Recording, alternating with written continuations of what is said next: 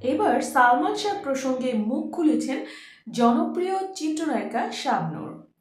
হ্যাঁ বন্ধুরা, আজ 27 অক্টোবর 2025 জনপ্রিয় চিত্রনায়িকা শাবনূর, যার সাথে সালমানের সর্বাধিক সিনেমা রয়েছে, সেই নায়িকা আজকে সালমানের ব্যাপারে মুখ খুলেছেন। বেশ কিছুদিন ধরেই সালমান শাহের মৃত্যু নিয়ে খোলাসা হয়েছে যে এটি আসলে হত্যা মামলা নাকি আত্মহত্যা। অবশেষে আদালত থেকে প্রমাণ পেয়েছে যে এটি হচ্ছে আসলে হত্যা মামলা। আর এই হত্যা মামলায় 11 জনকে আসামিও করা হয়েছে। এর মধ্যে যদিও শাবনূর নেই, কিন্তু শাবনূরকেও এই ব্যাপারে জড়িত করা হয়েছে অনেক জায়গায়, যে কারণে শাবনূর সম্প্রতি মুখ খুলেছেন। শাবনূর জানিয়েছেন একটি ফেসবুক পোস্টের মাধ্যমে তিনি আসলে সালমান শাহ হত্যার ব্যাপারে তেমন কিছুই জানেন না।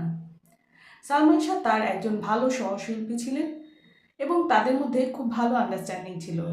কিন্তু যেসব কথা সালমানকে জড়িয়ে শাবনূরকে নিয়ে বলা হচ্ছে, সেই সব কথা নিতান্তই বিভ্রান্তিমূলক, যা শাবনূর একেবারেই মেনে নিতে পারছেন না।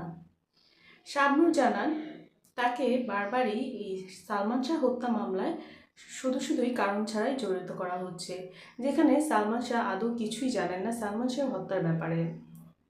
এই জন্য সালমান শাহর হত্যার সঠিক তদন্ত চান এই নায়িকা। আর এও জানান যে সালমান শাহ মৃত্যুর পর সবচেয়ে বেশি ক্ষতিগ্রস্ত হয়েছেন নায়িকা শাবনূর। শাবনূর আর সালমান শাহ জুটিটি ছিল সত্যিই একটি অনবদ্য জুটি, যে জুটির কথা এখনও বাঙালি স্মরণ করে রেখেছে। সালমান শাহর নামটি আসলে শাবনূরের নামটিও সবার আগে চলে আসে। কিন্তু সালমান এবং শাবনূরকে নিয়ে নানা ধরনের বিভ্রান্তিমূলক তথ্য ছড়ালেও আসলে সালমান এবং শাবনূরের মধ্যে ওই ধরনের প্রেম গঠিত কোনো সম্পর্ক ছিল না, বরং সালমান শাবনূরকে পিচ্চি বলে বোনের মতো আদর করত।